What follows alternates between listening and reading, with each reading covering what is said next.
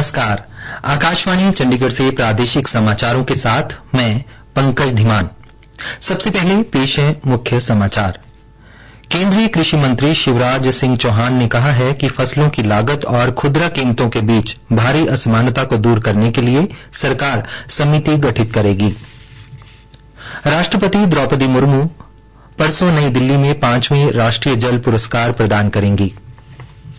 हरियाणा के मुख्यमंत्री नायब सिंह सैनी ने 22 अक्टूबर से नगर निकायों में समाधान शिविर शुरू करने के निर्देश दिए।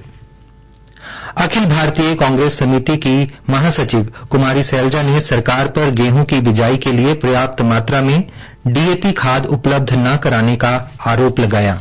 और हरियाणा में आज करवा चौथ का त्योहार पूरी श्रद्धा व उल्लास के साथ मनाया गया।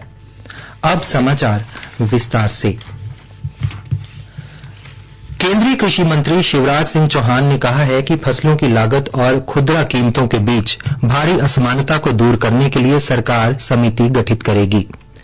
नई दिल्ली में कृषि सम्मेलन में उन्होंने कहा कि जहां किसान 5 रुपए प्रति किलो पर सब्जियां बेचते हैं, वहीं उपभोक्ताओं को 50 रुपए का भुगतान करना पड़ता है। इस अंतर को कम करने की जरूरत है। श्री चौहान ने अगले महीने कृषि चौपाल शुरू करने की योजना की भी घोषणा की। इसका उद्देश्य कृषि अनुसंधान में प्रयोगशाला से भूमि अंतर को पाटना है। उन्होंने कहा कि कृषि भारत की आर्थिक रीढ़ है और इस क्षेत्र को मजबूत किए बिना कोई भी प्रगति संभव नहीं है। राष्ट्रपति द्रौपदी मुर्मू परसों मंगलवार को नई दिल्ली में 5वें राष्ट्रीय जल पुरस्कार 2023 प्रदान करेंगी। केंद्रीय जल शक्ति मंत्रालय ने राष्ट्रीय जल पुरस्कार की 9 श्रेणियों में 38 विजेताओं की घोषणा की थी।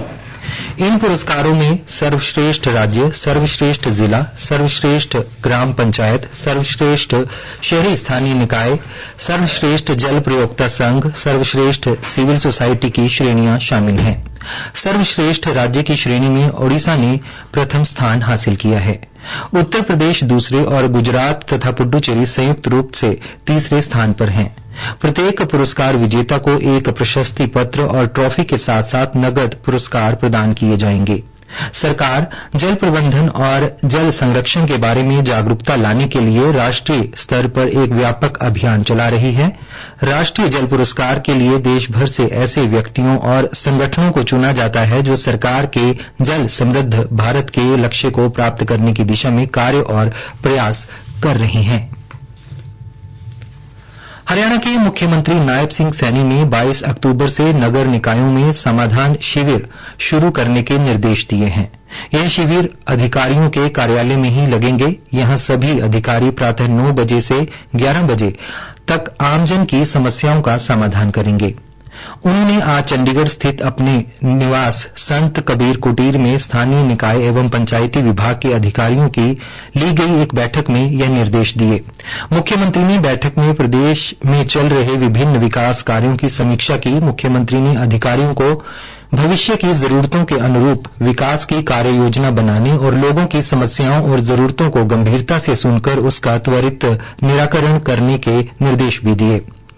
इस दौरान मुख्यमंत्री ने पंचायत विभाग के कार्यों की भी समीक्षा की तथा पंचायत के रुके हुए विकास कार्यों में तेजी लाने के निर्देश दिए। मुख्यमंत्री 24 अक्टूबर को सुबह 9 बजे सभी नगर निगम आयुक्तों की चंडीगढ़ में बैठक लेंगे, जिसमें विकास कार्यों की प्रगति का जायजा लिया जाएगा। प्रादेशिक समाचार आकाशवाणी चंडीगढ़ से प्रसारित किए जा रहे हैं। हमारे राष्ट्रीय बुलेटिनों और ताजा समाचारों के लिए आप हमारी वेबसाइट news.air.gov.in पर लॉग कर सकते हैं। अखिल भारतीय कांग्रेस समिति की महासचिव एवं सिरसा से सांसद कुमारी सैलजा ने आरोप लगाया है कि सरकार गेहूं की बिजाई के लिए पर्याप्त मात्रा में डीएपी खाद उपलब्ध नहीं करवा पा रही। आज जारी एक प्रेस विज्ञप्ति में कुमारी सैलजा ने कहा है कि किसान परेशान है क्योंकि उसे खाद नहीं मिल रही। यदि मिल रही है तो खाद विक्रेता किल्लत दिखाकर किसानों को खाद के साथ जबरन अन्य सामान खरीदने को मजबूर कर रहे हैं। किसानों को खाद लेने के लिए सुबह से कतारों में लगना पड़ रहा है। उन्होंने राज्य सरकार से सवाल किया है कि गेहूं, सरसों की बिजाई के समय डीएपी खाद की जरूरत के अनुसार सरकार ने इसका प्रबंध पहले से क्यों नहीं किया। हरियाणा में आज करवा चौथ का त्योहार पूरी श्रद्धा एवं उल्लास के साथ मनाया गया। महिलाओं ने अपने पतियों की लंबी आयु और सुख समृद्धि की कामना के साथ दिन भर उपवास रखा और शाम की पूजा के साथ भजन कीर्तन भी किया। परंपरा अनुसार सुहागिनों ने पूजा की थालियां बदलकर करवड़े की रस्म अदा की। अब सुहागिनें चांद देखकर अपना व्रत खोलेंगी। करवा चौथ पर बाजारों में भी खासी रौनक रही। हरियाणा पुलिस ने पराली जलाने के मामले में 4 किसानों को गिरफ्तार किया है। कैथल के उपायुक्त डॉक्टर विवेक भारती ने बताया कि अब तक जिले में धान की फसल के अवशेष जलाने के 123 मामले सामने आए हैं। इनमें से 63 मामलों की पुष्टि हुई है। उन्होंने बताया कि पराली जलाने वालों पर 1,57,000 रुपए का जुर्माना लगाया गया है। इसके अलावा 11 मामले दर्ज किए गए हैं। उन्होंने कहा कि पराली जलाने वालों के खिलाफ कड़ी कार्रवाई अमल में लाई जा रही है। उन्होंने बताया कि कैथल में पराली जलाने वाले 43 किसानों का मेरी फसल मेरा ब्यौरा पोर्टल पर लाल इंदराज भी किया गया है। इन किसानों की जमाबंदी में लाल निशान लगा दिए गए हैं। अब ये किसान आगामी 2 सीजन तक अपनी फसल न्यूनतम समर्थन मूल्य पर मंडियों में नहीं बेच पाएंगे।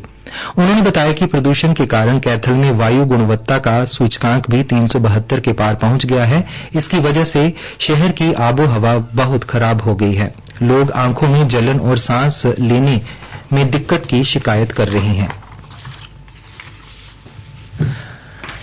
कुरुक्षेत्र अपराध अन्वेषण शाखा की टीम ने नशीला पदार्थ रखने के आरोप में एक व्यक्ति को गिरफ्तार कर उसके कब्जे से 14 किलो 300 ग्राम गांजा बरामद किया है। आरोपी की पहचान शहबाद निवासी अमर के तौर पर हुई है। उसे एक गुप्त सूचना मिलने पर शाहबाद की डेहा कॉलोनी में उसके घर से गिरफ्तार किया गया। तलाशी लेने पर उसके घर से 14 किलो 300 ग्राम गांजा बरामद हुआ। आरोपी को अदालत में पेश करके 6 दिन के पुलिस रिमांड पर लिया गया है। मुख्यमंत्री नायब सिंह सैनी ने महम से रोहतक पढ़ने आने वाली छात्राओं के लिए रोडवेज की बसें चलाने के आदेश दिए हैं। हमारे संवाददाता ने बताया कि छात्राओं के लिए रोडवेज की 20 बसें चलाई जा रही हैं। बसों में पुराने पास मान्य होंगे। उल्लेखनीय है कि महम से चुनाव हारने पर बलराज कुंडू ने 18 बसें बंद करा दी थीं। कुरुक्षेत्र विश्वविद्यालय के युवा एवं सांस्कृतिक कार्यक्रम विभाग द्वारा अंबाला छावनी के सनातन धर्म कॉलेज में आयोजित 47वां जोनल युवा महोत्सव आज समाप्त हो गया। महोत्सव के तीसरे एवं अंतिम दिन अंबाला क्षेत्र की 18 संस्थाओं से आए हुए प्रतिभागियों ने अपनी अद्भुत कला से दर्शकों को अपनी प्रतिभा का परिचय दिया। 3 दिवसीय जोनल युवा महोत्सव की शुरुआत 18 अक्टूबर को अंबाला डिवीजन की कमिश्नर गीता भारती ने की थी। कार्यक्रम के दूसरे दिन अंबाला छावनी से मौजूदा सरकार में कैबिनेट मंत्री अनिल विज मुख्य अतिथि के रूप में शामिल हुए। पुरस्कार वितरण समारोह में कुरुक्षेत्र विश्वविद्यालय से डॉक्टर विवेक चावला मुख्य अतिथि के तौर पर शामिल हुए। उन्होंने विद्यार्थियों को सांस्कृतिक गतिविधियों से जुड़ने का संदेश दिया तथा विभिन्न प्रतियोगिताओं के विजेताओं को पुरस्कार देकर उनको उत्साहवर्धन किया। श्री चावला ने अपने संबोधन में कहा कि हमारी लुप्त होती प्राचीन परंपरा को जीवित रखने में युवा वर्ग की अहम भूमिका है।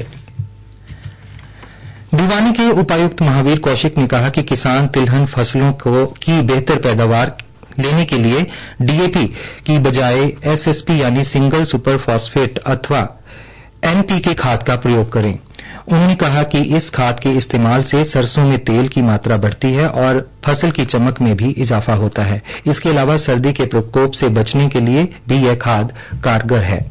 श्री कौशिक ने बताया कि सरसों एक तिलहन फसल है, वहीं गेहूं की फसल में दाने का आकार व उत्पादन क्षमता बढ़ाने के लिए एनपीके का प्रयोग कर सकते हैं। मुख्य समाचार एक बार फिर।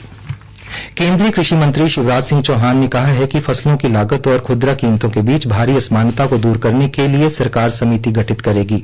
राष्ट्रपति द्रौपदी मुर्मू परसों नई दिल्ली में 5वें राष्ट्रीय जल पुरस्कार प्रदान करेगी और हरियाणा में आज करवा चौथ का त्योहार पूरी श्रद्धा व उल्लास के साथ मनाया गया।